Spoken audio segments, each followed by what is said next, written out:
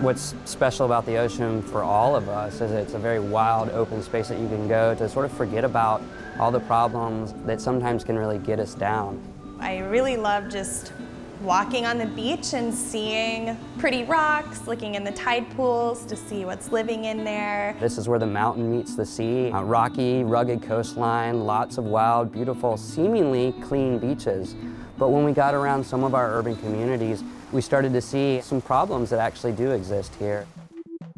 We have over 50 Blue Water Task Force labs run by volunteers across the country that are out at the beaches collecting water samples and measuring bacteria levels at our beaches and in our recreational waterways.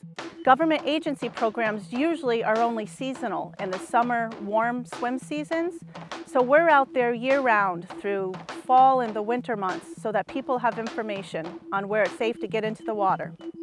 We don't have the capacity internally to be able to do the monitoring as much as they do, and it gives us information to be able to track where we have problems so we know where to spend resources at the city.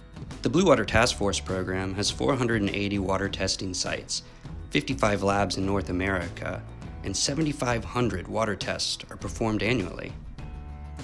So this particular site is a site that I love to surf at, and throughout the year there's many surf camps and surf lessons going on at this beach, and making sure it's protected and we know what's going on with the water quality is important.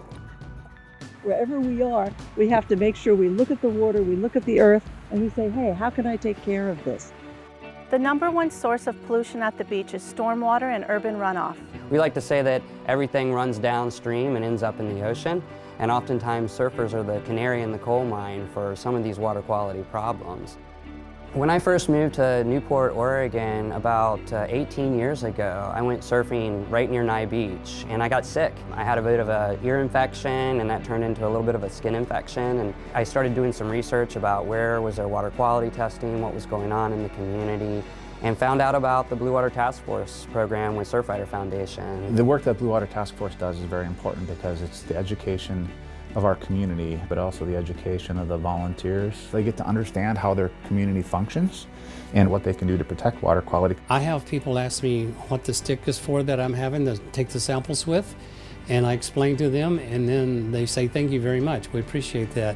And they do follow the results online, and sometimes they volunteer, can I help?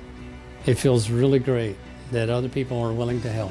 I think one of the coolest moments I've ever experienced with our Blue Water Task Force program has been sitting in a city council meeting with youth volunteers.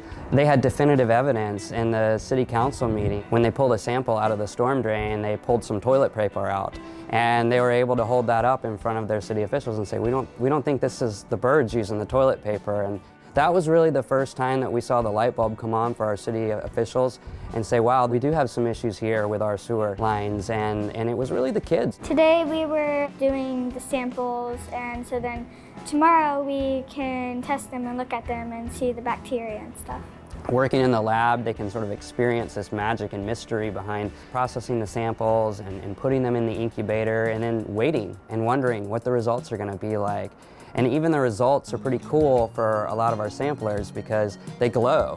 When we get an elevated result, my gosh, you think the kids are having a New Year's party. They just get ecstatic seeing all that.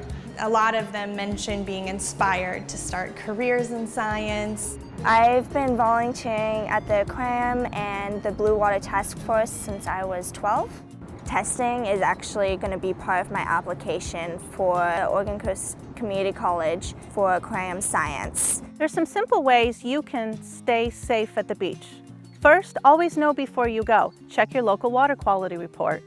Don't go into the water immediately after it rains. Sometimes it's best to wait 24 to 72 hours depending on where you are.